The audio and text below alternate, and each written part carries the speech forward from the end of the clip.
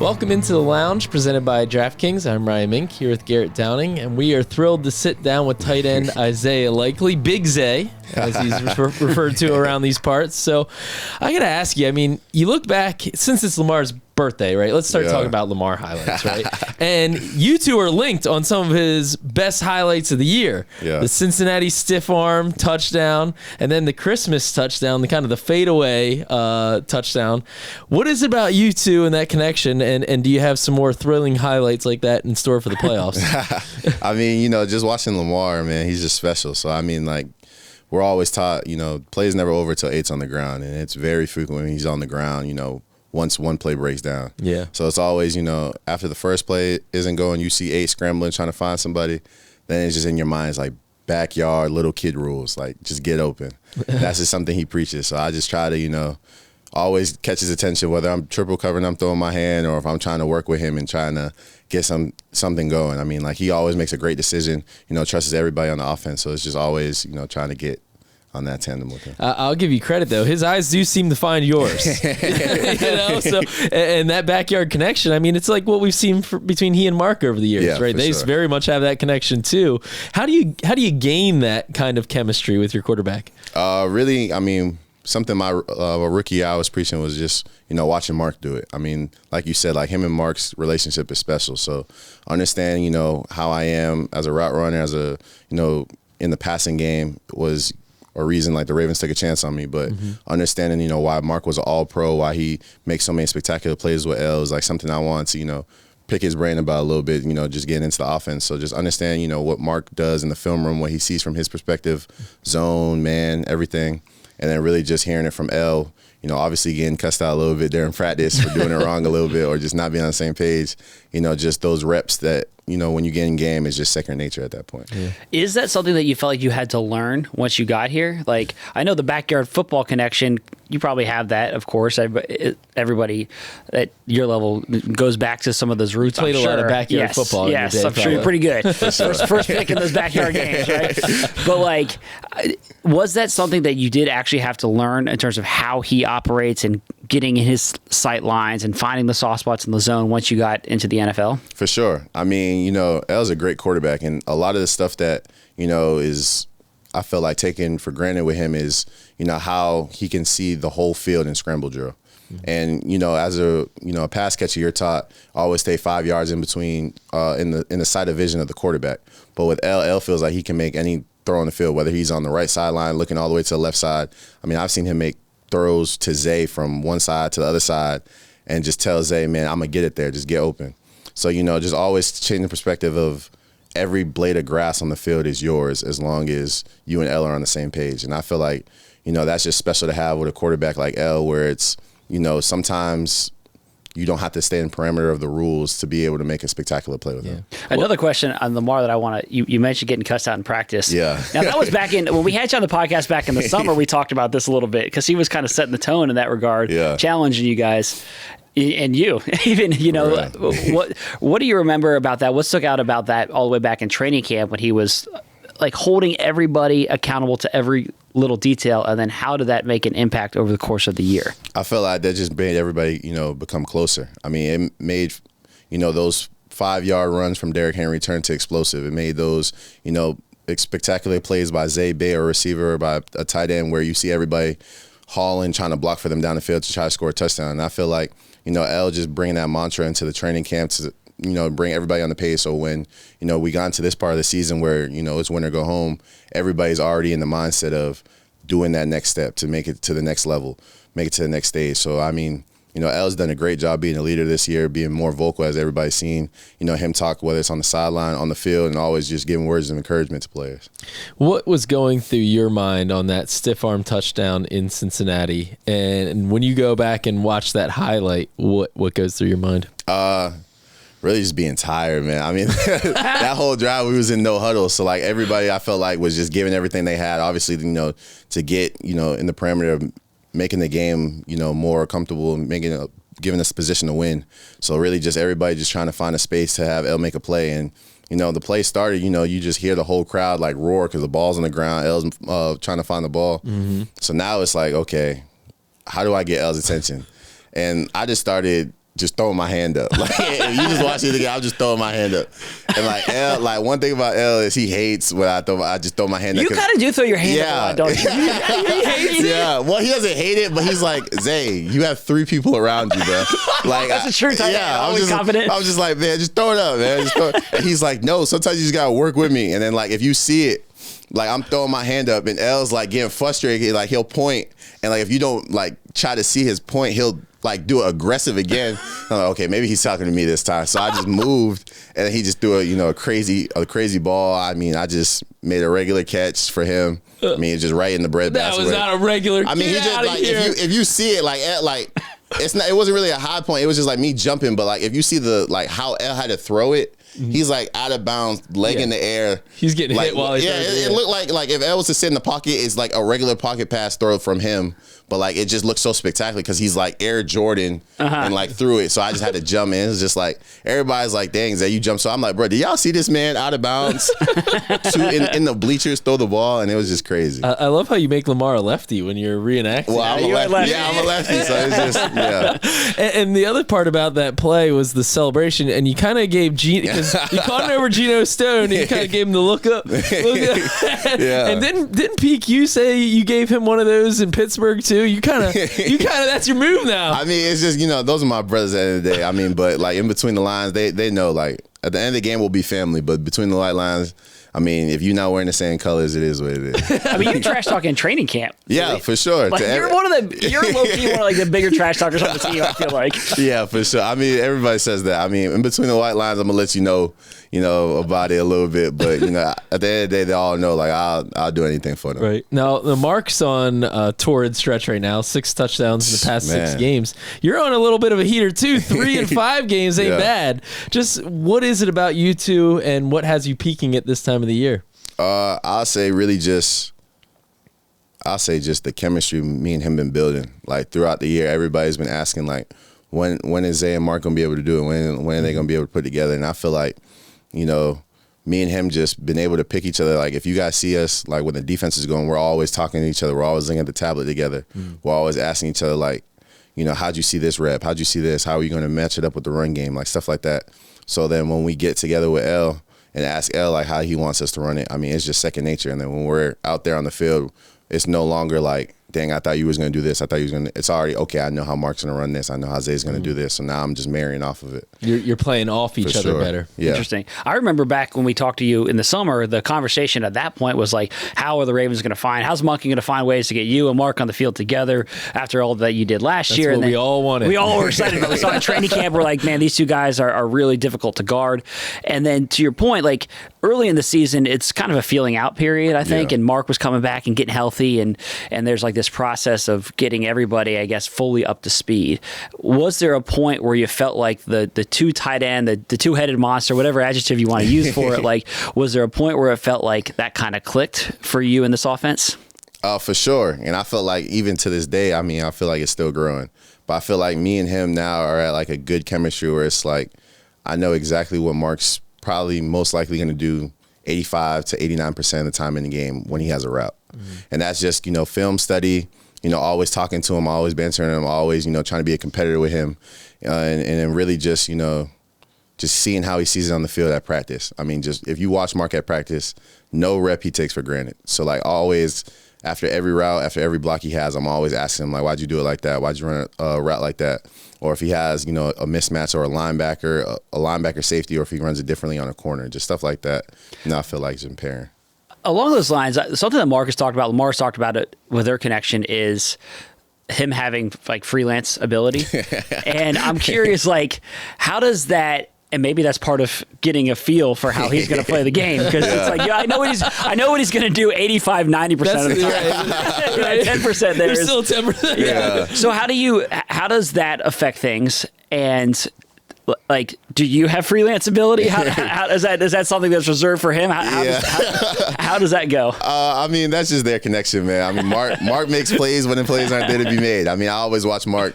Sometimes you'll see it, and I explain it as keeping the defense honest. That's how I try to, say what Mark does out there. Because, I mean, he needs no introduction to who he is and what he does. And I feel like, he's been able to have those freelance moments just of what he's done prior. And I feel like just the connection that he sees, I feel like he just sees the same eyes of the defense, same as L, because sometimes when he freelances, L's already thrown the ball. Like he's already seen the ball in the air. So I feel like that's just, one of those connections where it's, those things aren't taught. And that's just one thing that he does special. I'm curious for your perspective on this. Early in the year when Mark kind of had a slower start as he was getting healthy, as Garrett said, there was some fan talk out there. And I think fans were excited about what you were doing in training camp. They were like, can we trade Mark Andrews? We got to say likely. What do you say to that? Man, I feel like I wasn't even getting into that because, Mark's been the big brother, every rookie wants when you come into the league. So I don't even entertain foolishness like that because I feel like there's no Ravens offense for real without Mark. And that's because of, the respect that a defense has to give him when he's on the field.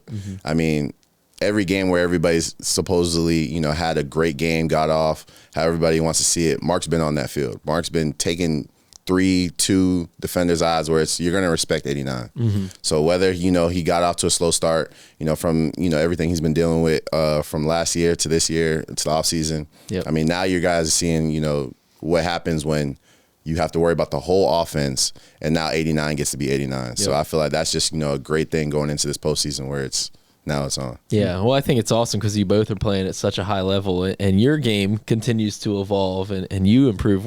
When you look at yourself and analyze how you've grown, what stands out to you? I feel like, I say definitely like more of the blocking aspect. And that's just come from a willing to. I just preach that, showing that it's not always, obviously it's about technique and everything, but I feel like it always comes down to how willing are you to go in there and block a linebacker, go in there and dig out a safety, go in there and block a DN on the side, pin block, and just always, I'm never going to be the biggest guy out there. And that's why I call myself the chess piece, but I'm always, going throw my whole body into a block or, try to do the most to block down the field because I feel like, if they could do it for me when I have the ball and try and make it a play and everybody, kind of looks past it, why can't I do it for them? And that's just something, I came into this year, especially having Deuce back there. You're going to have to. You don't want to get run over, too. Yeah, exactly. You don't want him running your back. You don't want the Charlie Kohler treatment, right? Did he run into Charlie? Bruh, that's crazy. That is wild. Insane. So just for listeners, Mark Andrews said this on the Pat McAfee podcast that's what broke Charlie's arm was Derrick Henry running into him. Full speed. And so after you see your teammate go down in your tight end room, are you like, all right, now I'm definitely getting that defender out. I'm moving out of the way on this guy. Well, if you'll ever see, because I explain this to L, like if you ever see me like running full speed, like sometimes blocking for L on the perimeter or like block for DH, I'm running like full. I'm not really like stopping my feet. I run full speed and try to like just run through whoever's in front of me because it's like. Especially with L's a little more twitchy. Yeah. Like when it comes to like set, but when Deuce goes downhill, that's 21 miles per hour. Like Charlie broke, like it was like, dang, Charlie, how you? Okay, I see it. You kind of like just turned a little bit and DH was already flying down at you. So now I tell DH, look, I'm gonna make the hole obvious. Like I'm gonna run straight through the blocker, and you're gonna see you're gonna know where to go. And that's what it was. That's so funny. I don't know how he doesn't break like more defenders' body arms. Yeah, that's what I'd be. I'd be like, hey, DH, do you be chugging up a little bit? Cause I don't know, DH. Like Charlie's a strong guy. He's like 270.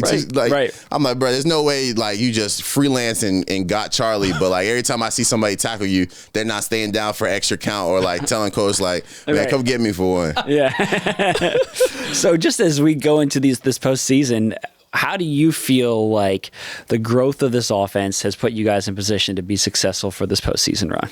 Man, I feel like the sky's the limit for real. And I feel like just from that perspective of how well the defense has been playing these past and, going against them every, day in practice, just, seeing the things that Coach Zio is doing over there. When we get in practice, it's like a real game atmosphere. And that's because you have the offense is trying to score every drive and the defense that's not trying to give the offense anything. And I feel like, when you have those, periods in practice where it's like full speed, everything's 100 miles per hour where everybody obviously taking care of each other, but it's like it's competitive.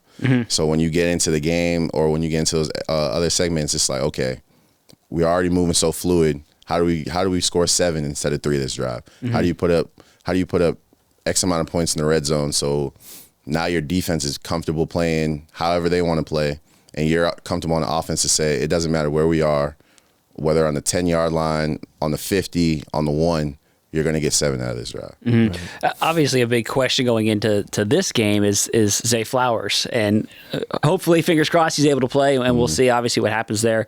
If he's not able to play or limited at all, there could be even more on your shoulders and more responsibility. How do you feel like you personally and the offense overall is equipped to handle that in the event that Zay is either limited or misses any time? Yeah, I mean, I feel like I've been preaching that to say, we have so many explosive players on the offense where it's, an explosive player, exciting player like Zay, if he is or isn't able to play this game, where it's, okay, who's going to pick up the slack while, we rest, or he plays 4, whether he plays 30, 40 snaps or whether he plays 10. I know Ski going to give everything he got. And that's the one thing I love about Lil Zay. That's why y'all see us all together, because I feel like, that's my twin. So I feel like, now who's going to pick up the plate, because now it's win or go home. I mean, everybody understands that in this segment.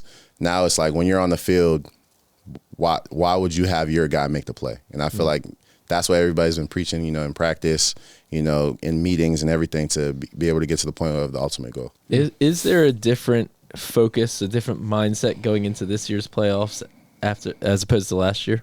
For sure. I mean, that's just because of, where we made it to, and what it felt like not being able to have the ultimate goal. And I feel like, before, everybody was like, okay, haven't got to the AFC Championship, don't know how to feel like. So now everybody knows, and that knows how close we was, knows what little details, we didn't overcome and wasn't able to do.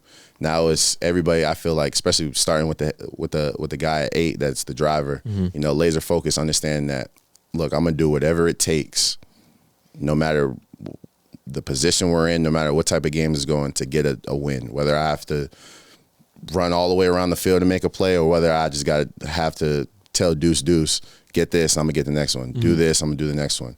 Mark, make this play, I got the next. It's just everybody working in tandem to understand that, the laser focus is to get a win. However it looks to the outside is whatever it looks like, because now it's just win and proceed. It's no longer what the record looks like. Now it's just how are you going to make it to the ultimate goal. Right. You've had 2 strong games against the Steelers, scored a touchdown in one, 75 yards in the other, which was your second highest receiving total after KC. When you saw that it was the Steelers and collectively as a group, what kind of goes through your head? Rivalry. I mean, everybody's preaching a rock, paper, scissors, right? Where rock, paper, scissors fight where everybody's throwing rock. So that's what, like, I mean, those are the type of games you live for, man. I feel like, there's no better way to do it when it's prime under the lights at the bank, with a divisional rival that's, understand that we both know each other. It's the 3rd time we're going to play. So now it comes down to who wants it more. And I feel like, this is the perfect spot you want to be to start off the postseason. So what do you throw paper in the 4th quarter? You go rock.